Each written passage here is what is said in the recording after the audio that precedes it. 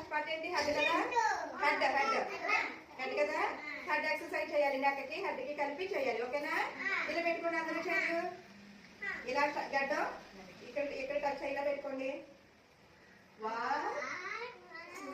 2 సాయిసా చెయ్యి 3 4 5 ఓకేనా మరి యాంటీ క్లాక్ వైజ్ ఇలా 1 2 3 4 5 నెక్స్ట్ పెట్టండి భుజాలు షోల్డర్స్ పెట్టండి 1 2 3 సాయిసా 4 5 ఓకే మళ్ళీ అనుకోండి 1